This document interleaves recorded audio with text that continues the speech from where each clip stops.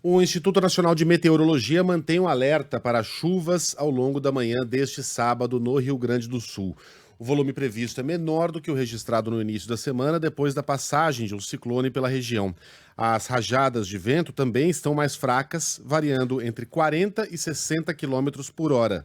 O governo gaúcho confirma até agora 41 mortos, além de 46 desaparecidos e mais de 10 mil desalojados ou desabrigados. Quem está conosco ao vivo do Rio Grande do Sul é Eduarda Oliveira. Quais são as últimas informações, Eduarda? Bom dia. Bom dia, Megali. Bom dia, Débora. A informação mais recente é de 41 mortos aqui no Rio Grande do Sul e, além disso, 46 pessoas seguem desaparecidas também ainda devido às chuvas. A Defesa Civil afirma que foram resgatadas 3.130 pessoas e 85 municípios afetados nesse momento. A gente falava de 79 ontem, hoje são 85 e mais de 10 mil pessoas, como tu disse, seguem fora de casa e pelo menos 135 mil pessoas serão afetadas diretamente pelos temporais. Os prefeitos aqui da Serra Gaúcha, de 23 municípios, se reuniram com o governo do estado justamente para discutir esse processo de recuperação e também de reconstrução estrutural depois dessa enxurrada do início da semana. O governador Eduardo Leite anunciou linhas de crédito através do Banrisul, o banco aqui do Rio Grande do Sul, para as famílias atingidas pelos temporais no estado. Vai ser destinado R$ 1 bilhão visando a reconstrução das cidades mais atingidas. Também foi anunciado o valor de 20 milhões para a área da saúde em recursos extraordinários. Foram mapeados 7 hospitais da região norte, também da Serra Gaúcha, onde vão ser destinados R$ 1 milhão e 400 mil e também através do programa Avançar serão destinados R$ 10 milhões. A gente ouve um trechinho dessa fala do governador Eduardo Leite. Municípios atingidos, a gente vai fazer transferência em parcela única para os 43 municípios que decretaram situação de emergência, em que o montante da população atingida supera 1% da totalidade, de acordo com os dados registrados na Defesa Civil, no critério populacional, até 50 mil reais, 100 e 150 mil reais, de acordo com o número de habitantes. Mas nesses municípios que foram devastados, nesses que foram especialmente atingidos, nós estamos colocando um incremento de R$ 300 mil para restabelecer os serviços de saúde, ajudar a restabelecer os serviços de saúde nesses municípios. Além disso, o governador também destacou que as máquinas e os operadores vão ser destacados para essas cidades para fazer a limpeza das casas. O momento agora é de reconstrução, justamente porque lá nas cidades, várias cidades, entre elas Roca Sales, uma das mais atingidas e também concentra 8 mortes, um dos maiores números de mortes aqui da cidade, aqui do estado, fica lá na cidade de Roca Sales e as ruas são totalmente destruídas. O cenário que a gente vê, a fala das pessoas é de parecer uma cidade zumbi, as pessoas vagam pelas ruas sem ter muito para onde ir, porque a cidade praticamente não existe mais. A gente tem a fala do Valcir, ele estava em viagem e chegou na cidade ontem e se emocionou com o cenário que ele encontrou em Roca Sales. Estava viajando, estava trabalhando fora. Aí, quando a minha mulher me ligou de manhã, eu estava em desespero. Eu tenho uma filha autista e ela está chorando, pediu que queria o pai. Aí eu disse, estou largando tudo, estou indo embora. Se o patrão depois quer ficar bravo, eu vou fazer a minha parte, vou cuidar da minha família e dos meus amigos. Eu quero ajudar. Não vejo a hora de chegar em casa, estou vendo toda essa destruição também. Acho que a minha cidade não existe mais. Eu não tem palavras. Só quem não tem sentimento, que eu disse, é uma coisa... Eu não fui atingido, cara, mas... Eu acho que eu fui atingido também, porque eu tô chegando agora de viagem, cara, esse aqui pra mim tá forte. Só quero chegar em casa, abraçar minha mulher, minha filha, o resto, e depois eu tentar ajudar meus amigos, É o que eu posso fazer, ajudar, com braçar, força. Dar força pra todo mundo, que eu acho que não tá fácil pra ninguém. Esse foi, inclusive, um pedido dos prefeitos de várias cidades de Mussum de ajuda braçal, porque realmente tem que reconstruir essas casas e as casas, o que ainda restou, está tudo debaixo d'água, cheio de lama, entulhos, o que eram móveis das pessoas, as roupas das pessoas viraram entulho e muito disso é levado para o meio das ruas, Então também precisa fazer essa limpeza das ruas e por isso o maquinário vai ser destinado para lá e também ajuda de pessoas para esse trabalho braçal. Além disso, o governo tem pedido doações, principalmente de roupas íntimas e também de roupas de cama. Esse é o principal pedido nesse momento, porque várias pessoas estavam indo, inclusive, até as cidades para fazer doações de alimentos, mas muitas cidades não têm nem como estocar muito bem esses alimentos que estão sendo levados para lá e também, de acordo com o governo do estado, eles estão bem de alimentos nesse momento, estão conseguindo distribuir também. Os ginásios estão abrindo as portas para as pessoas que perderam tudo, né, e que contam também com o apoio de voluntários, como a Sheila da Silva. Ela ajuda as pessoas a encontrar peças de roupa e também calçados em pilhas enormes de doação. Ela estava ajudando, quando a gente conversou com ela estava ajudando uma menina, uma criança, a encontrar uns calçados, umas roupas para que ela pudesse usar. Me comoveu muito, né? E eu achei isso muito importante, né? Ajudar os outros, eles vêm na gente, né? E é muito comovente porque eles veem um sorriso, é muito gratificante isso, né? Eles são muito sinceros, muito verdadeiros, eles chegam, te dão um abraço, te dão um carinho, é muito bom. O governo federal também vai encaminhar cestas básicas, kits de saúde e vai disponibilizar um auxílio financeiro para essa população afetada pelas fortes chuvas lá no Vale do Taquari. O vice-presidente Geraldo Alckmin comentou sobre essa ajuda, ele que vai vir ao Rio Grande do Sul também nesse final de semana. A previsão é que ele chegue amanhã aqui, a gente ouve esse trechinho. O governo, o Ministério do Desenvolvimento e Assistência Social vai encaminhar 20 mil cestas de alimentos, 20 mil. As primeiras 5 mil chegam no domingo. Então, no domingo chegam as primeiras 5 mil cestas de alimentos para atender as famílias da região. Essa é a primeira etapa de um total de 20 mil cestas de alimentos. O Ministério da Saúde já encaminhou os kits de medicamentos para 15 mil pessoas. É um protocolo que o Ministério da Saúde tem, então é um kit completo. Seringas, equipamentos, remédios, antibióticos, soro, tudo que normalmente já tem um protocolo sobre isso é necessário nessas situações. Então, aí a fala do vice-presidente, presidente em exercício nesse momento, Geraldo Alckmin. Aqui a gente segue também em alerta, claro, para as chuvas que ainda podem chegar no Rio Grande do Sul.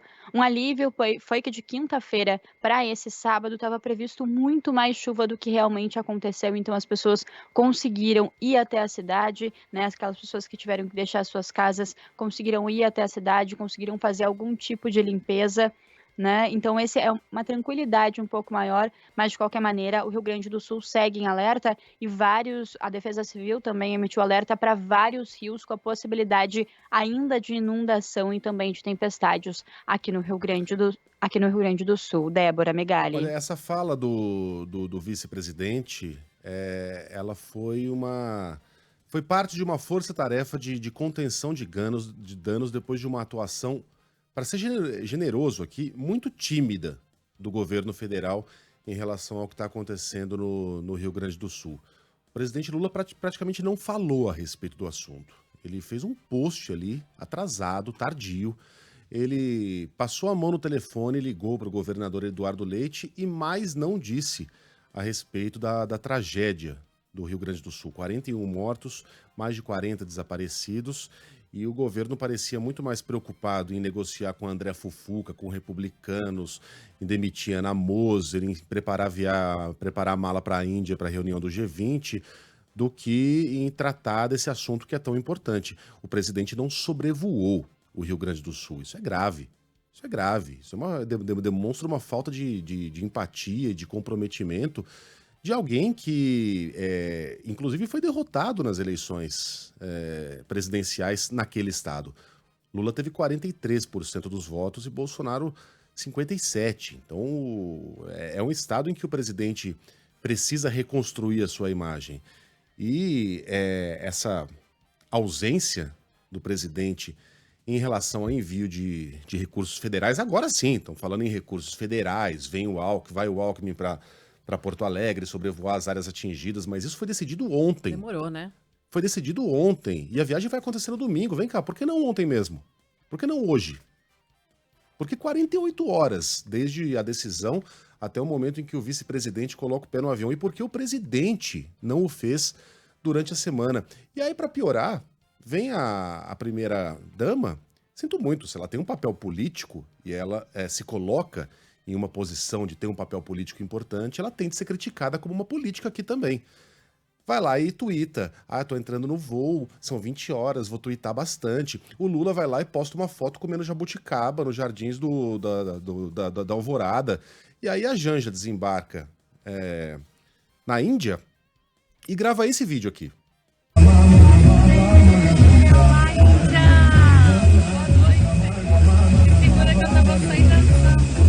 Na pista do aeroporto... Não sei se deu pra ouvir, né? Não, mas eu ela traduzo. Na pista do aeroporto, ela se aproxima com um sorriso largo, olha pra câmera, faz aquele gesto com as duas mãos juntas. Olá, Índia! Namastê! Me segura que eu vou sair dançando, e dá uma dançadinha em frente à câmera. Vem cá, isso me ofende, sendo que eu tô a 1000 quilômetros de distância de Porto Alegre.